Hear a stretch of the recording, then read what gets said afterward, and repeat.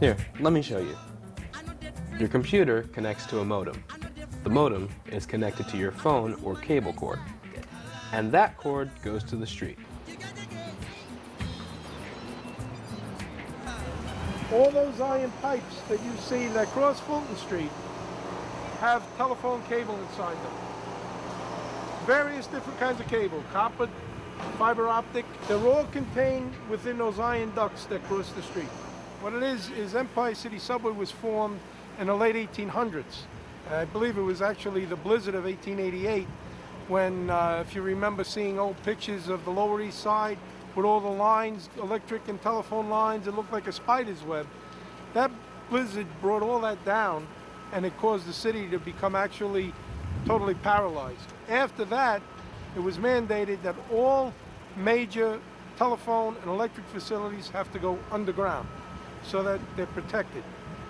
Empire City Subway was then formed as the franchise for New York City.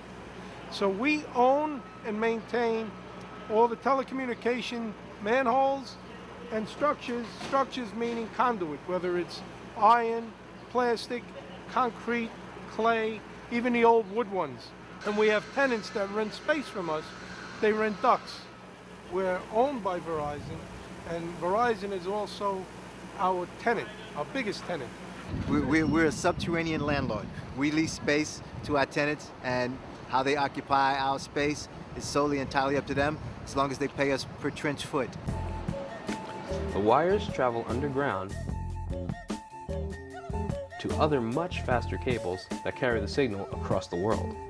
These super fast, long-distance cables are often called the backbone.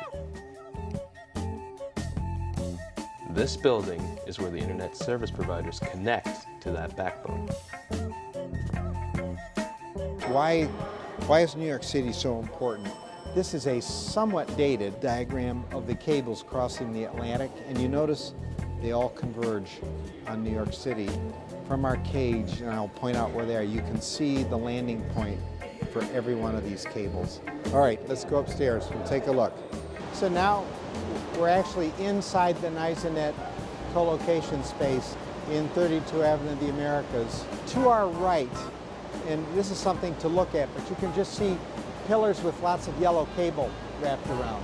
That cable is the end point here of all of those lines crossing the Atlantic, of all of the carriers in the United States, of some of it crossing the Pacific. This floor is probably the most valuable networking real estate on the planet.